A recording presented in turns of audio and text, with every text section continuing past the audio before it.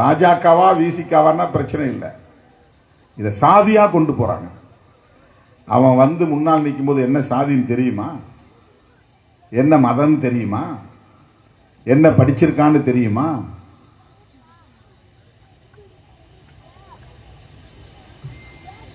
ஆனா எப்படி பரப்புகிறார்கள்?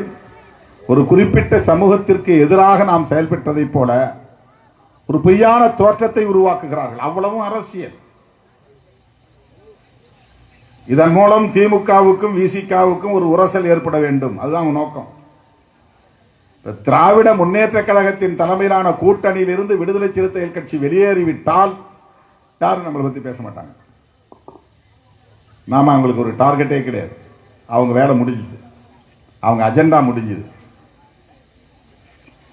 இவ்வளவு விமர்சனங்களுக்கும் ஒரே காரணம், விடுதலை சிறுத்தைகள் கட்சி அதிமுக பக்கம் போகலையே, பாஜகவோடு உறவாடவில்லையே, பாஜகவையும் ஆர்எஸ்எஸ்ஸையும் திரும்ப திரும்ப திரும்ப திரும்ப விமர்சனம் செய்யக்கூடிய ஒரு ஆளாக இருக்கிறாரே,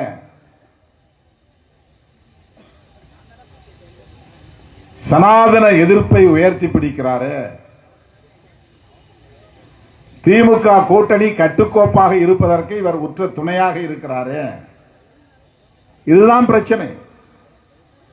இல்ல எங்களுக்கு திமுக கூட்டணி வேண்டாம் அப்படின்னு நாளைக்கு நான் அறிக்கை விட்டா ஆகா ஓஹோன்னு மகிழ்ச்சி அடைவாங்க. தீபாவளியே கொண்டாடுவாங்க, புதுசா இன்னொரு தீபாவளி கொண்டாடுவார்கள்.